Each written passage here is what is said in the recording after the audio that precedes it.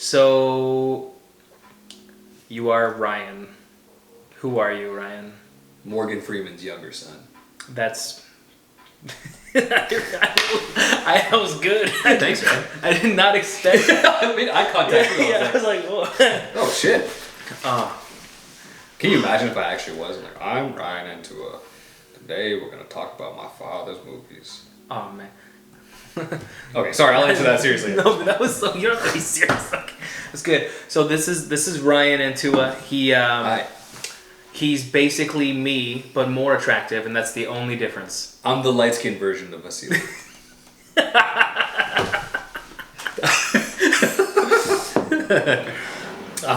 I'm Vasily 0.5. That's how I feel. Ryan makes a lot of things. He's recently published a poetry book. He's working on a second poetry book. He makes a lot of photos and babies at the same time. I'm your son. It's okay. It gets better. It gets better. I hope so. Yeah, no, I'm a designer, photographer, writer primarily. So, published a poetry book last year. Honestly, and I have you to thank for a big part of that, because when you did Bunny and Bear, that was the big battery in my back to go make something. And I remember asking you all these questions about it. And I'm a designer by trade, photographer by trade. I work for the University of Waterloo doing social media and some creative direction for them in terms of design. And a few other things as well. So, consulting as a freelance designer. I met Vasily through dancing ages ago, and we've been best friends ever since. So, I want to ask... so, we're here because I have questions for you, not just because... You're my son? Not just because this is our third date in 3 weeks. Cute. Thanks, Father. So, yeah, I have a couple of questions for you about being creative. And I know that as a creative guy who does a lot of creative things, you might be the right guy to ask these questions to. I'll try my best. Answer. Yes, that's all that ever really matters. Gambare. Gambare. Gambaro. So, who are you? Check. I mean, who are any of us, really? That's the existential question. That is, oh yes, the deeper question of, am I really Ryan? You might be. I try. Every night I dream thinking that I'm going to be you. It's pretty overrated. Yeah. You know? Okay, so the first question is, why do you want to create things? Oh man, I don't want to. I have to. Like, it's just like, it's the first thing I think about when I get up, honestly, is like, what can you make today, or what can you do today? It's this itch that I have. Like, if I don't make anything, whether it's designing something or shooting something, I sort of wilt like a plant. Like, I just kind of go dry, and I feel really strange and almost malnourished in a way. So even if I led a perfectly normal life where I ate really well, slept really well, you know, exercise, etc., if I didn't make anything for a long stretch of time, I'll feel physically strange. Like, I'll feel weird about it, you know? So that's part of the reason I have to explore different mediums too, because it would just be strange if I didn't scratch that itch. Yeah, you know, like in a video I made recently, I talked about how I didn't realize that the reason why I was dancing was because I needed to express myself. And when I stopped dancing, when I stopped doing a bunch of other stuff, and I was just working at the regular 9-to-5 job that I had. The trap house. Yeah, the trap house. Yeah. I didn't, I felt like I lost myself, right? And now that I'm getting back into creative things, it's starting to realize that this is how I need to express myself and this is what I want to do. Mm-hmm. So yeah, that's pretty cool. A really cool analogy for that is sometimes, like, say if you throw a frog into boiling water, the frog will know it's hot and jump out. But actually, if you put a frog in lukewarm water and you slowly boil the pot, that frog will die. And that's a lot of people in, say, corporate jobs or places that necessarily don't want to be, right? It's like, it's that slow boil where you start to kind of lose parts of yourself. Yeah, right? You don't realize you've changed so much. Yeah. Until 5 years later, you make a YouTube channel. So good. So much truth and so many jokes. Okay, so when you make stuff, do you have like a routine or a schedule? Like, how do you plan? How do you plan so that you can be creative? Yeah, so I am pretty razor sharp with a routine, and the only reason is because when I have to make less decisions, my mind is more free to do more creative things. So I used to be just a real, like, you know, I don't want to say floozy artist, but somebody who would just have no routine, eat whatever, drink whatever, you know, do whatever, and then So me. But like less handsome and just less funny. But you know, we do what we can. I'm basically 0.5 at this point, you know? And it's not so bad to be. Yeah, no, but I have a really sharp routine because for me, if the clothes are set up the night before, if I know what I'm eating and doing, what I've found is like as you get older and these crazy priorities kind of pop up, when you have things more orderly routine-wise, it lets you and gives you the space to be a bit more creative after. And some constraint I feel like is good. Maybe not all the time, but certain deadlines and certain parameters work well for me. Like say for example, if I had a book and you just said, only this pen, only this book, sketch what you can in a half hour. You would probably do something better than if you gave somebody like, here's all the paper in the world, here's whatever pens you want, make something. They would kind of not know what to do, right? So it's this thing between having a certain routine that helps empower you but doesn't bring you down, right? That's at least how I feel, man. So kind of like limiting the amount of choices you have by predetermining them makes it easier to work. It's kind of like when you go to Harvey's and you have to pick your toppings versus when you go to like Burger King and everything's already set.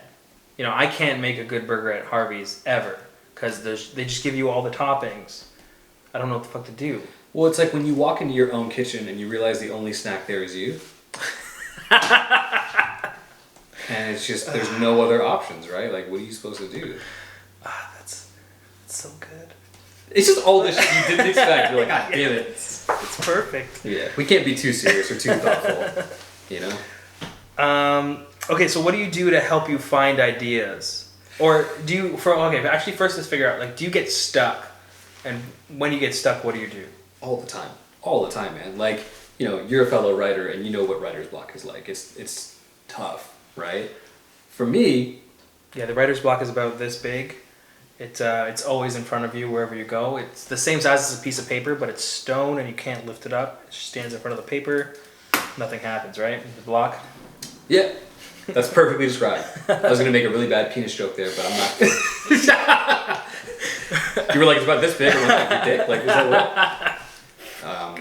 I started calling my dad Thor because he has a hammer only he can lift, and that's like a really cool, you know, joke that really brings me. No, so being stuck, we're all stuck all the time. Really, it's like life just feels like a big transitional thing. Creatively, I get stuck, and when I do, I'll try and do what Socrates would do back in the day and with his disciples, like go for a walk, go do something completely unrelated, take a shower, take a nap, take a bath, you know, do whatever you have to outside of it and come back to it, right? I think too much of the time we try and drill through and power through stuff, and sometimes we just need a bit of space because our mind deals with so much on a daily basis, from like Instagram ads to text to emails to all this stuff. It's like this just doesn't have any space to decompress and actually figure things out and unravel stuff, right? You know, so I feel like just giving yourself space away from something and coming back to it, if you have the luxury to do so. Sometimes people don't, but whatever space you can take, even if it's for 5 minutes, I think it helps a bit. Do you feel like using those other things that you try and that you do, does it help you come up with new ideas, or is it like, I feel like sometimes if I do something completely separate from what I want to do, it's like a reset almost. Do you get that too? Man, 100%. And like a lot of comedians like Pryor or Eddie Murphy, like they'll go and they'll workshop material at different places before they, you know, present it on like their special or whatever it might be. Nowadays it's Netflix, that's like the rage, right? But what they say is between specials, they can't just immediately like go and make another one. They got to go experience some life and get into situations where they can draw from. I think we're the same way. Like, we need to have certain experiences happen in space that kind of let us have material, right? Different inspiration, different designs, different typefaces, like whatever. You have to go experience parts of the world to make different things. Like, do you feel that? Yeah, a lot actually. What do you do to reset yourself if you feel like you're stuck, or if you feel like you're making too many of the same things? Is there anything you do specifically that helps you reset, or is it just finding something completely different from what you're doing? For me, finding something unrelated helps a lot. And if I'm feeling completely stuck, I'll usually call up and talk to someone like you who's super creative, or another friend or artist or just person, and usually talking to them you get perspective on your situation or something when there's like outside ears and eyes that aren't related to your project, because they can see things a lot more objectively, right? Yeah. Half the times when we have problems or creative blocks, they're like really simple things, right? That we just over magnify because we're perfectionists. Yeah. So I feel like stepping outside and then getting outside opinion or conversation helps. What kind of goals do you set for your work? I know that you work with a lot of clients, so there's usually like an end result goal when they feel they're satisfied. But when it comes to things that are your own projects, like for me, a lot of the things I do right now are for myself. Yeah. Right? So it's hard for me to decide when something's done. So how do you set a goal, like, or do you even set a goal to say, okay, this is when this is done, or this is how I'm going to achieve that? Yeah, I have to. I have a bunch of daily goals, weekly goals, monthly, and then even like yearly. And at first I was like really averse to it because I was like, am I going to be one of those dudes who's like wears a power suit and I'm like, meh, entrepreneurship, meh, or like, you know, Tony Robbins, meh. Like, I don't want to be that guy. Not that there's anything wrong with those people, but I just never want to be too stuffy where I'm like only, you know, doing things in certain increments and just too rigid. Mm-hmm. Like it's that thing of you never want routine to be too hampering. You don't want goals to be that way either because you could really mess yourself up as a creative. So I do set goals. I try and set deadlines for projects, rough and flexible ones. I'll do things in 30-day increments, month, like 3 month, that sort of thing. It's hard knowing when you're done though, especially with writing. Oh yeah. Especially with writing. Like the current project I was working on, I pretty much had to force myself to be like, okay, this is it. Like you're going to cap this off and then anything you write after, that's just for another project, or maybe just not for anything at all. It's difficult with writing. Design is difficult too because you can do so many iterations of something in like Illustrator or Photoshop, you know. So try and set goals. I do struggle a lot with when something is done, and I don't even know if I have the proper answer for how to get over that. But outside opinion helps sometimes. Like sometimes if someone's not a photographer or a designer, if you show them something, they have no template or subjective bias like you do. So they'll just tell you what they think. And sometimes that's really useful, sometimes it's not. But that kind of helps me know when something might be done. If they look at it and they're like, oh yeah, that's really cool. You know? Mm. What about you? Like, do you struggle with like when something's done? Or? All the time. Yeah. All the time. I can't decide when to finish anything. So I recently watched this video with John Green. Yeah. About how he doesn't read his books once they're published. And he said he doesn't read his books once they're published because he can't change anything. And I feel the same way. You know, I feel like my memory's good enough. I don't need to see anything I've worked on after it's done. Super cringy for me. Is it like slow torture if you have to, like, you know? Oh, I never want to watch somebody watch my video. You know what I mean? Yeah. Like even if it's my favorite video, I'll watch like 3 seconds of it. I'll watch it to make sure it's okay. Yeah, and then the rest of the time. And then like if somebody else is watching it around me, like go do that somewhere else, please. Like you know? Like let me leave the room for 10 minutes. I'm still getting better at taking compliments, and like honestly, when my last book came out, it did really well, and I didn't really care if it sold anything, to be honest. But I would have strangers from Japan or the UK or whatever just messaging me being like, "Oh, this is my favorite one," and the entire time on the inside I was just doing this. Because I don't know how to take it, because I feel like it's an awkward sensation, man. Like I feel like I don't deserve it. Yeah. You know, if someone's like, oh, good job, I'm like, but this was wrong and this was wrong. And that's part of being a perfectionist, right? Honestly, like that, okay, so when people tell me about my book and they're like, yeah, I actually really like your poetry, I'm like, what the fuck's wrong with you? Yeah. Why? It's, why? You know. When that goes into the whole imposter syndrome like we talked about last time. I'm going to move the camera for effect. Yeah. No real effect. I just think that I can frame this better. I realize that our heads can be better in the shot. Effect. Transition. Now. Yeah, okay. Oh, now look. Now we're close. Now we're talking. Yeah.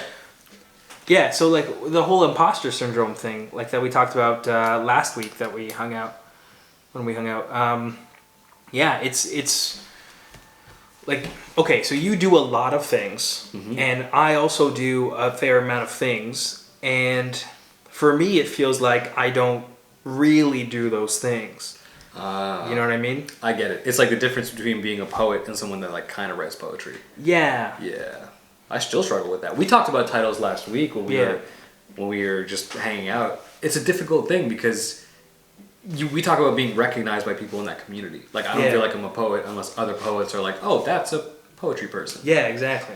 But I mean, that doesn't necessarily work, because what if you write poetry your entire life but you never really get professional accolades or worldwide achievement? Mm-hmm. You're still a poet because you've practiced it for long enough, even if you didn't get recognized for it. Like Bukowski, for example. Bukowski was like a drunkard and a womanizer and did all these wild things and wrote poetry for most of his life, but didn't really get the accolades until the way later part, right? But he was still a poet the whole time, in my eyes. You know, it's such a unique situation. Yeah, and honestly, like when you think about a lot of artists, painters, writers, all that kind of stuff, a lot of them don't even get to see like real success in their lifetime, right? Paulo Coelho, The Alchemist. Yeah, they became famous after, right? Yeah, exactly. Yeah. So many people are like that, and it makes me start to think about, like, ever since after our conversation last week, I started to think about this idea that I always have of myself as a guy in a cave. You know what I mean? As the real philosopher, the observer of the people. You know what I mean? Who would leave his cave to observe the people and go back to his cave. He's not part of the experience. Commentator, orator, So when I think about that person in the cave, I think about, okay, whatever he's creating in isolation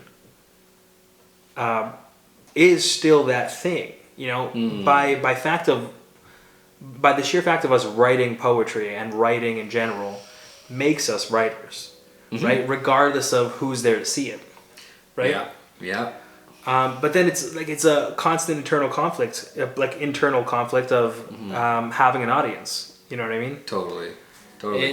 Like, you've always been a sex symbol, but I think now people are starting to recognize it. Like, yo, Vasily looked good. And the entire Austin Powers trilogy was based off of you, from what I understand, historically. 100%. Historically accurate as well. Yep. You grew up in the 70s.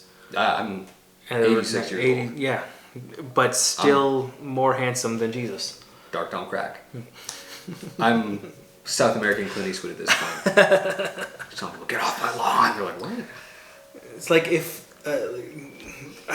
your hat is a time machine that you forever live underneath that keeps you youthful. Just shea butter. It's just shea butter. Shea butter. Coconut oil, you know. Drink a lot of water. Eat Mediterranean style, right? You know, a lot of olive oil. Yeah. But yeah, you're a sex symbol, and like people recognize it now. Like Vast Does Stuff should be Vast Does Stuff. Vast be doing stuff. I do be doing stuff. Yo, Vasily be getting silly and doing stuff. Ooh, girl, Vast doing stuff. And it's so good. It's so good. Oh, hold on.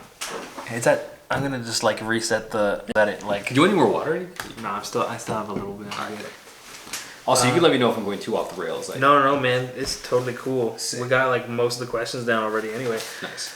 What kind of was you said? We talked about the perfection thing stopping you. So I'm going to ask you a couple questions after too. Yeah. Nothing crazy, but. So when I think about being creative, I think about the idea of creativity, but I don't think about what I can actually do. So I do have a list of things that I want to achieve, but when I think about, like, if I say, okay, I want to write more, and then when I sit down to write, I have no ideas. You know, so do you have a formula to come up with ideas when you sit down to write, or do you have a way, like specific things? Like, yeah, we talked about going out and doing random things, but is there anything that when you're sitting down to work, you have like a routine, like you say to yourself, or you look up certain things or do certain things specifically that help you come up with ideas? Yeah. I usually cry a lot, and then I go, do it for Vasily. Do what Vasily says. Make him proud. Make Vasily proud today. And you've been a good boy, and he's going to be proud of you, and it's going to be fine. Everything's going to be fine. That's usually how it goes. And I slap myself a couple times and go, and then I just start.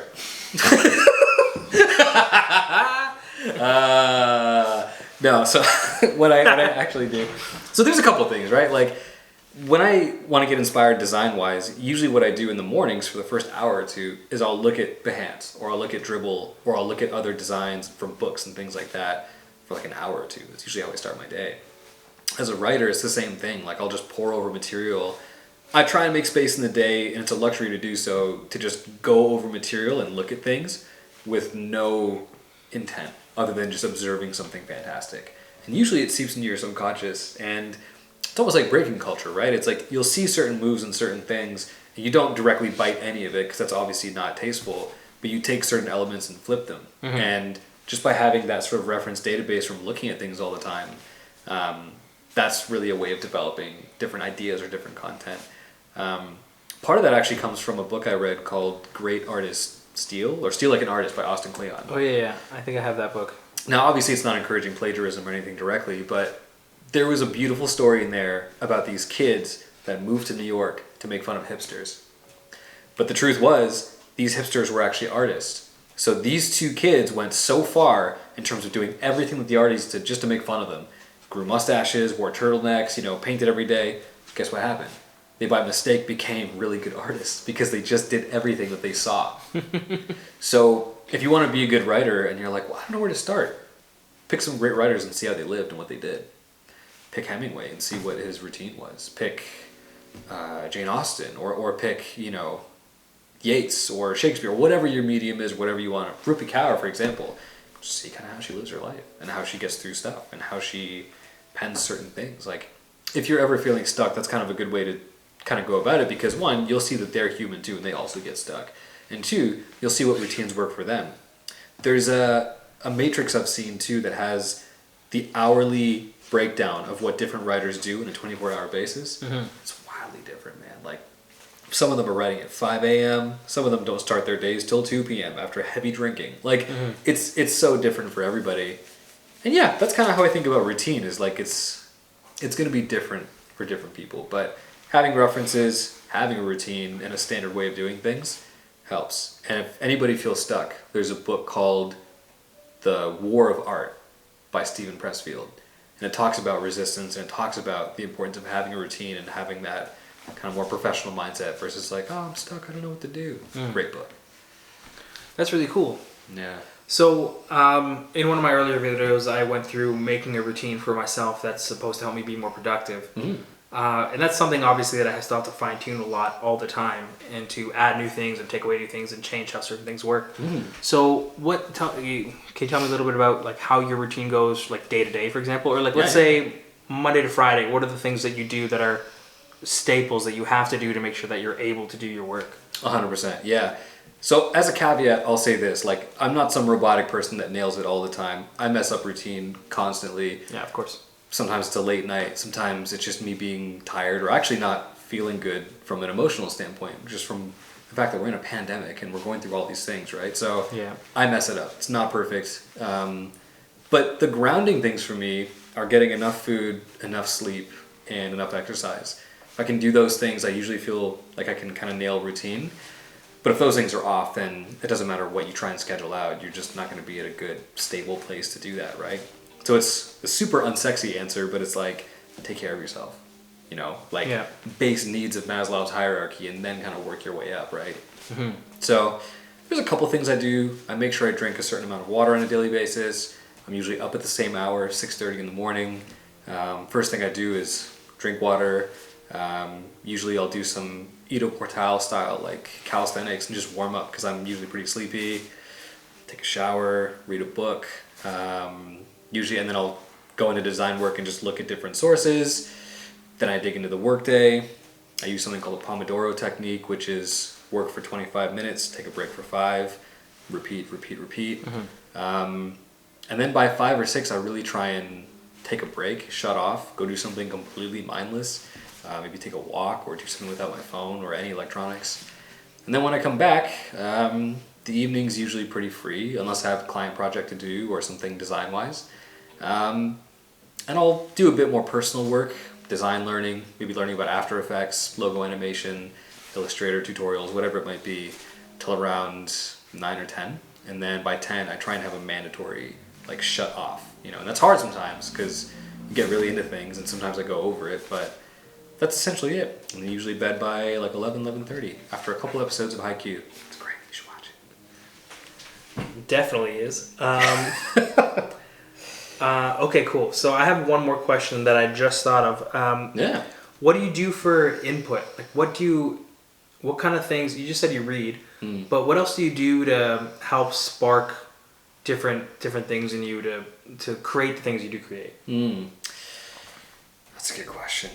I try and talk to a lot of other different artists. Like you and me talk all the time, and I try and connect with artists in the area and just in general through social media or just calling people and talking to people. Because one, you usually realize they go through the exact same things that you do in terms of feelings and feeling like an imposter or struggling with routine. I think the biggest thing in this pandemic is like we're collectively going through all this together. It's hard to nail routine. It's hard to stay on track. There's no relativity, right, of say going to a workplace for some people or having certain times where they used to be in certain situations but aren't because they're at home the whole time. So that's a caveat. But in terms of input, I try and have as many varied sources as I can. So anime is a big part of that. Obviously, Skillshare classes and more course-based things to learn more about Photoshop or Illustrator. Conversations with wonderful people like you and other artists. I will look at Behance, look at Dribble. Sometimes I'll watch things that are completely unrelated, like Japanese baby metal or whatever it might be. And it sounds ridiculous, but sometimes you'll watch something totally random and get inspired. Like, you might be a plumber who gets inspired by a Hayao Miyazaki film, or whatever it might be. You know, that's really important to me. It always has been super important, is looking at different films and different things. And things that are completely out of your depth sometimes, too, in terms of what you normally do. Listen to different music, you know? Listen to different podcasts. Watch different films, just for no reason if you can. You'll draw from different sources and get more inspired. For a lot of creative people, it's like, you know, you sort of are what your references are. But that comes from a variety of different sources. And no one has the specific exact set of references you do creatively. Because only you've led the life that you have, right? That's at least my opinion on it. Yeah. What do you think? I don't know. Cool. I think this is one of the things that I constantly struggle with. So I feel like I want a bunch of different experiences. And then I also feel like I want to make a bunch of things. And then I fall into habits of just doing the same things over and over again, which is primarily nothing. I think personally, right now at least, lately, because I haven't really left my house except to come here, the one thing that I do is sit in the shower a lot. Like actually sit? Oh yeah, I'll sit. I'll like crouch for like 10 minutes just in the shower. Shit. I really like the shower. It's my favorite room in the whole house. Cool. It's meditative, just water falling on you. Yeah, exactly. And it's just, I'll sit there and things just pop in my head. Here's a question. Why do you think things pop in your head there? So I think things pop in my head in the shower because that's where I'm alone. You know? There's no input and I'm often distracted. You know? So like I consume a lot, and I think a lot of us consume a lot. There's so many things on the internet, there's so many things to read that people are writing. I'm constantly looking at a screen of people doing things, and I think I want to do something, but then there's more things to see other people doing. So much hentai. There's so much hentai. There's so much. And so eventually when you realize that, like, okay, I need to take a break from the hentai and the other materials around the hentai,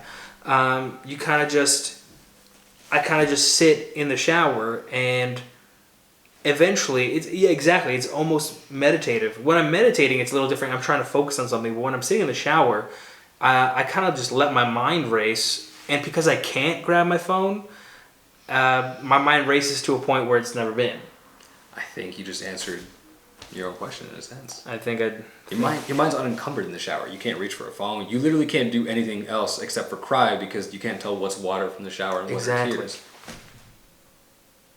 But anyways, oh god, you're just unencumbered in the shower. Like I've heard Pharrell talk about the shower being the most creative place. Ye, you know, Murakami, like a bunch of different artists in different mediums, just because they have nothing else around. Like it's hard to be creative when you're answering Slack or emails all the time. Yeah. Or you know, yeah, people say that a lot. It's like the thing that's stopping you from being creative is you. Not necessarily even because of perfection, but because you don't even have the space to just make things because you're so encumbered by, text messages coming in or certain things. Like when I get up in the morning, I try not to check my phone for the first hour. And when I go to sleep, I'll leave it and like for the last hour of the night not look at it at all.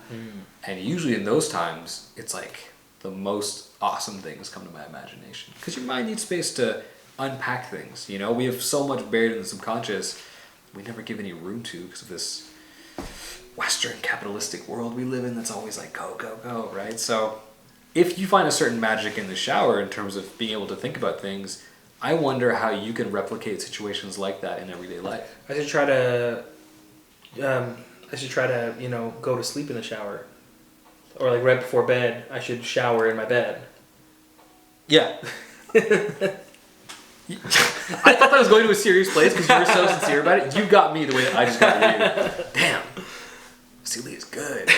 But how? Like, I wonder if there's ways you can replicate that sort of like flow state that you have. Well, I think I don't do that thing that you do where I'm on my phone in bed and then I put it down and go to sleep because I'm playing Pokemon Go usually. So fire though. Right? Yeah. So fire. I still have yet to catch a shiny. Don't we all? Yeah. I'm not even talking about Pokemon. Dang. No, but I mean, yeah. I wonder this, and we got it on video, so it's like a captured thing, but I wonder if you took a week or two where you gave yourself more space to have space, more space to have more shower-like experiences, whatever that looks like for you. Maybe that's meditation, walks in the woods, forest bathing with no phone. Like, I wonder what it would do. Well, so that's actually something that I've really wanted to do lately, and I keep looking up ways to do. I keep phlegm. Bless you. I keep looking up ways to do it, and I think I'm gonna start the sentence again because I already forgot. That's something that I wanted to do lately, and I keep thinking about ways to do it. Like I look up staying at like an Airbnb in the middle of the woods for a week. You know what I mean? And I don't want to bring my phone. I'll bring my computer to take notes, but I won't use Wi-Fi kind of thing. So I think about doing that a lot, and then I don't do it. Like, do you think something like that? I worry that I just do nothing, but I also think that at some point it would be beneficial. Have you ever done something like that, or do you ever? All the time. I'll go and that's small scale things to big scale things too. There have been trips I've taken to somewhere like Vancouver where all I do is bike around, head to the mountains and trees, trim bonsai trees in like a cabin somewhere. Like really, like I've done that before, and that for me allowed me to finish my first book. Even when I was writing my first book, it was after I went to therapy for the first time, and I took a 6-month period where I didn't date any women, I didn't even see friends that much. I would literally go to cafes, much like a well-lighted place, Ernest Hemingway style, and just go write on napkins, on whatever I had. I literally left the house with a pen and nothing else. It might have been some change for like tea or something, but it was like that, change. No phone, nothing. And I'll tell you, like, even as I'm saying this on camera, it's like I need to practice this more. Most creative I've ever been. Ever. Just having nothing else. If you leave yourself no other option than to make stuff, you will make stuff. And even if you don't, for some reason, you'll have the space to make stuff.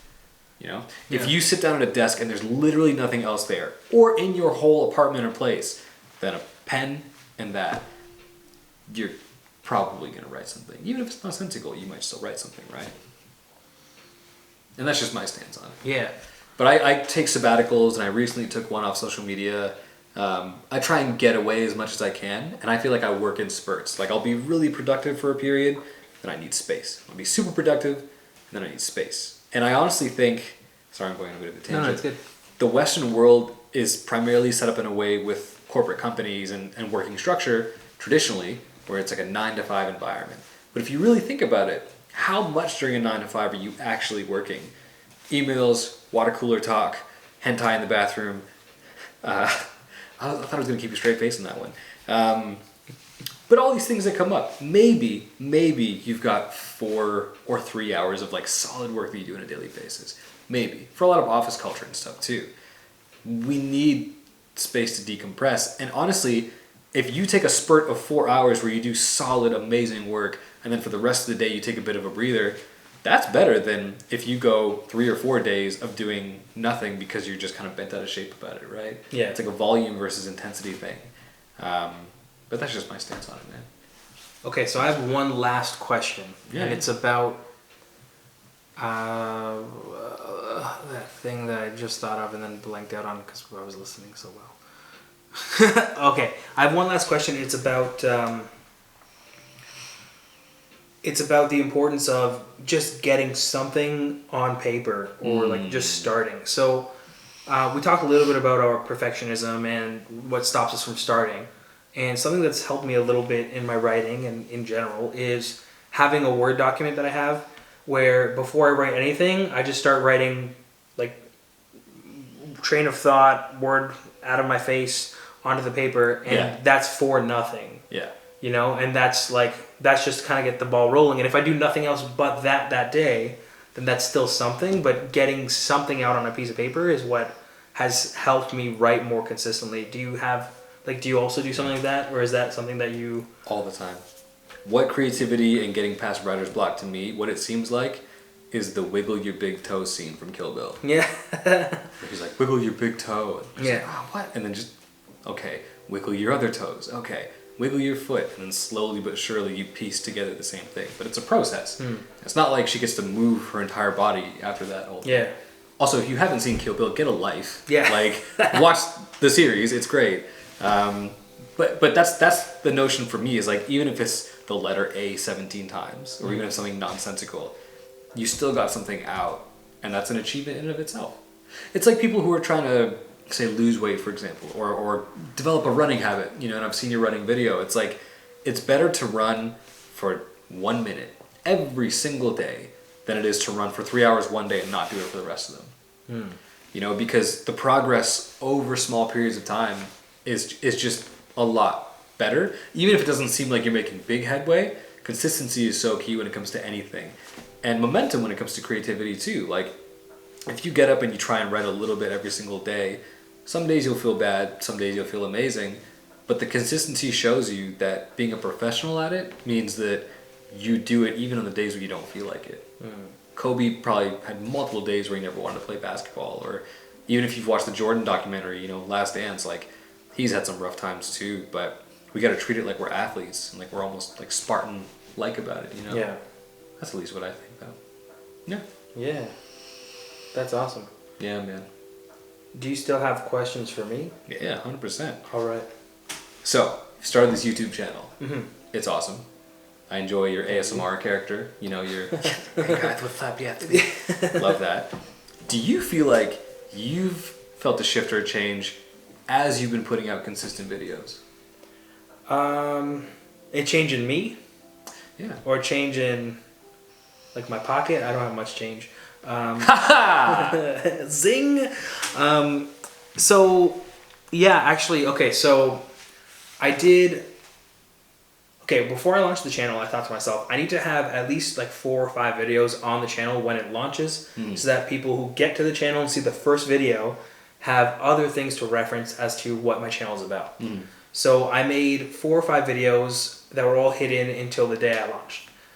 And then when I launched, I wanted to make sure I was ahead of the curve, so I actually made about 5 videos that were going to release every week in advance. So I haven't actually made a video. Well, what happened was those videos started launching, and over the last 3 weeks, I've kind of felt in a slump where I kept thinking about the topics for my next videos, and they didn't feel right. They didn't feel good.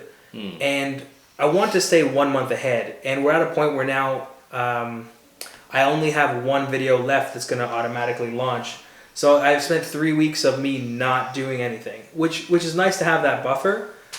And now I'm kind of behind my own schedule, but there was a shift. So in the last 3 weeks, I've kind of felt like the things that I've written now to talk about, some of them I didn't feel good about, even though I think they're really good topics. So there was a whole idea for a short period of time where I was like, do I even want to make these kinds of videos, and what's the long game of this channel, right? Because when I first came up with the idea of Vast Does Stuff, and the idea of like doing stuff, like learning how to do stuff and getting advice from people like you and just, you know, going through with my audience, it felt really solid. And then as soon as I hit that first bump, I was like, is this what I want to do? So I'm kind of back on track now, and I've accepted that if the next videos I make suck, they just suck. But the plans that I still have, because I still have like 30 or 40 video ideas that are written out, or at least the idea is there, and they're not fully planned out yet. And I think they're good ideas.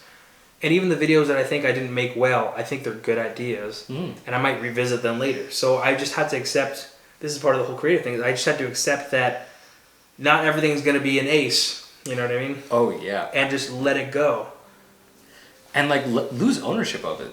Yeah. Like, it's, like, one of my favorite authors who actually worked on both of my books, design-wise, Matt Banstra, shout out Matt Banstra.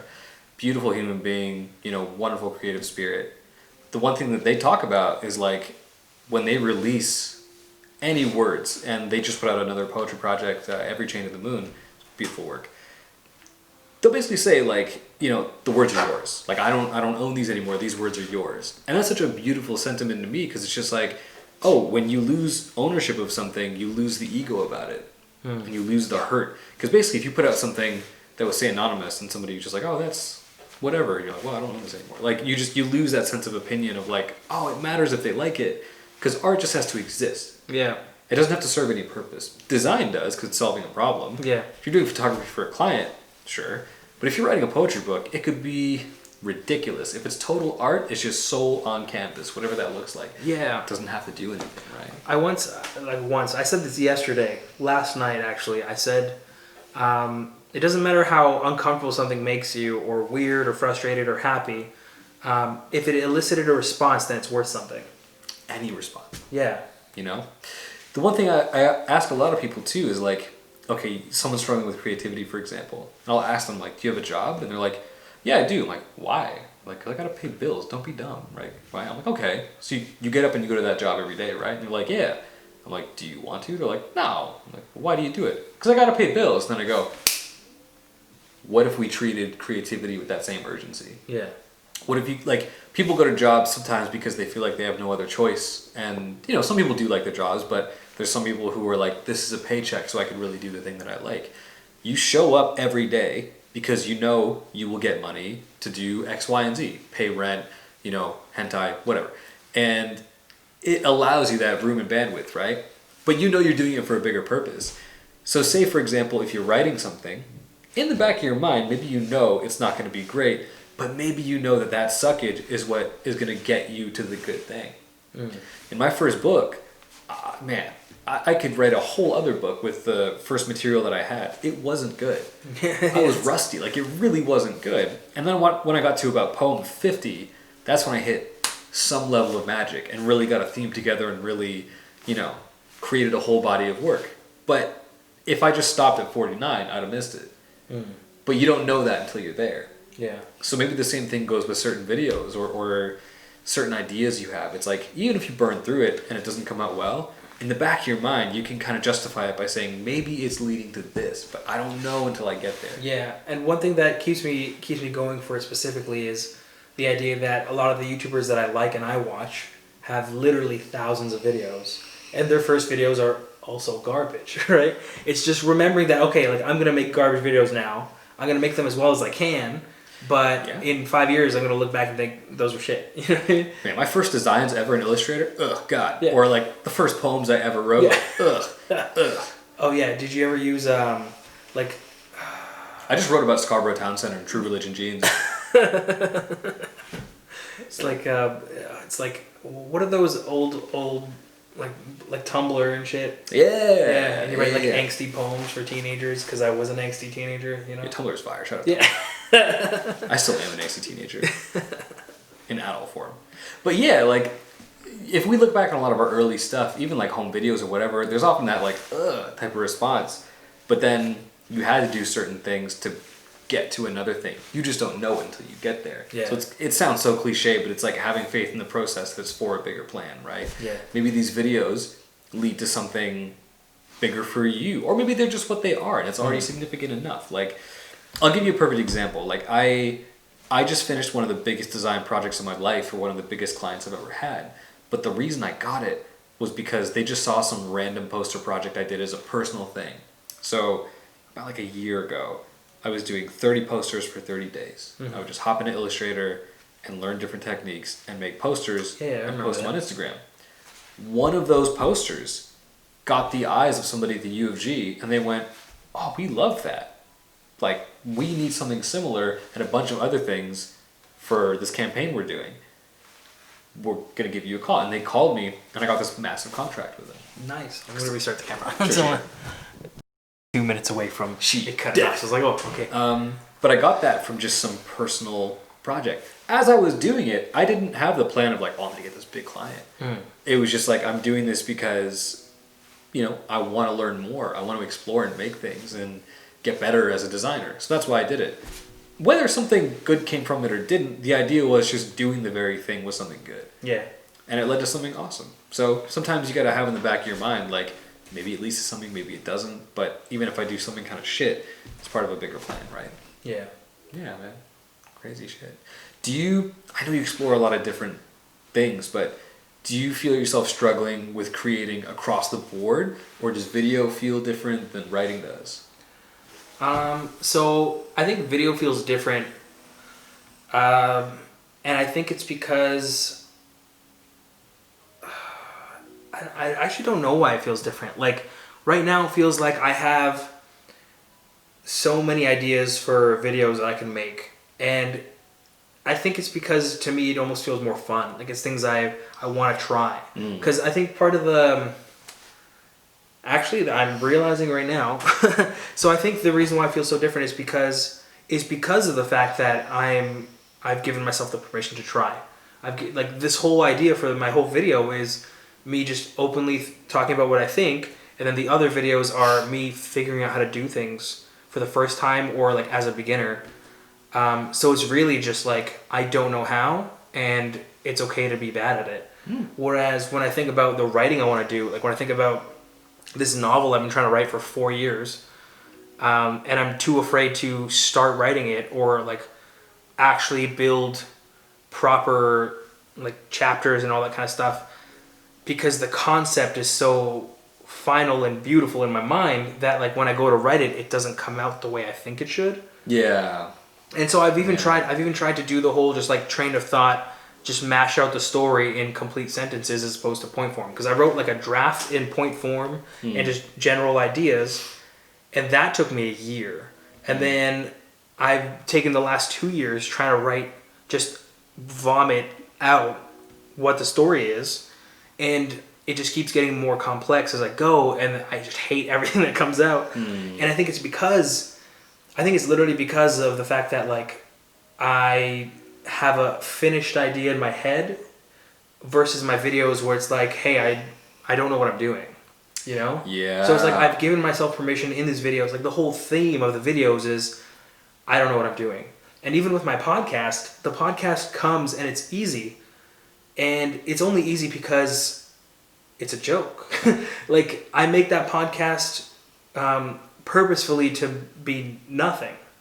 So the fact that it's nothing has made it possible. I had an idea for a podcast way before that was supposed to be inspirational and motivating, and I couldn't think of ideas. I couldn't think of how I wanted to make it the way it was.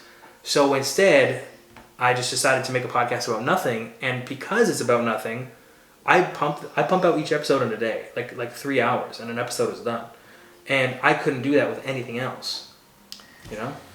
Yeah. This sounds really synonymous with your shower experience. I think all therapists on you, but it's like the shower experience and this, both situations are no pressure environments. Like when you're in the shower, you're not like, I need to get clean. Like you're just there. Yeah. You're just there showering. You're just there being. Yeah, I don't even know if I get clean. Yeah. I don't, because I shower in my own tears. So I'm covered in regret and despair. It's a bigger Ryan crying on you, and then you cry on a smaller Ryan, and there's it's like a Russian doll of crying Ryan. It's a Russian nesting doll of tears. Crying. It's like crying. Oh man, I gotta make that. I gotta make an illustration of me being sad, but then nesting dolls of like more sad versions of me. An illustration, and then we could 3D print it. Yep. Yeah. Yeah. Oh, this is what sadness looks like. Dude, we should make like a stone fountain where it's just crying on smaller versions. Call it for crying out loud. This is good. I'm gonna imagine this. But it sounds like in that situation, with the shower situation especially, there's no goal. You're just there because you're there and it's like part of your routine. There is like the idea of getting clean, right? But when you're making videos, there's not that insurmountable pressure of like, it has to be this. I think if we ever have projects where we're like, it needs to be this way, like then we're never going to get it done because it's never going to be that. Mm-hmm. This never translates to this 100%. Yeah. There's some efficiency lost, right? So I'm not telling you to lose the idea of the book, but maybe just lose the idea of exactly what it needs to be. Yeah, I think it needs to get lost in translation. To my translators, gotta stop translating so hard. Maybe part of what it is you have the rough idea in your head and you lose the exact vision, and then day to day you just write and write and write. And as things solidify more naturally, you'll get to a point where you're like, oh, that's it. But it's you getting there, but not putting that insurmountable thing there first. It's like instead of trying to climb the summit immediately and get to the top, it's like inch by inch by inch, day by day by day. Yeah. Maybe. Who knows? Everyone's got a different process, but we do the best work that we do when we have some level of constraint, but not overbearing pressure. Yeah. Some structure, but not like crazy rigid, like by the second routine. It's like when you heal a bone or something, or like a muscle, right? Like you need the stability for a short period of time, because otherwise you just flop around and do nothing. Yeah. But then too much stability will weaken you over time, right? Exactly. Either way, you got it, man. You're a super creative dude. And that's across many mediums. It's just no crazy pressure situation. It's just the right level of constraints. I try not to limit myself to mediums. I try to actually also include smalls and larges. Yeah. I thought that was going somewhere serious too. And I was so like, oh yeah, cool, yeah. I'm glad I pulled that off.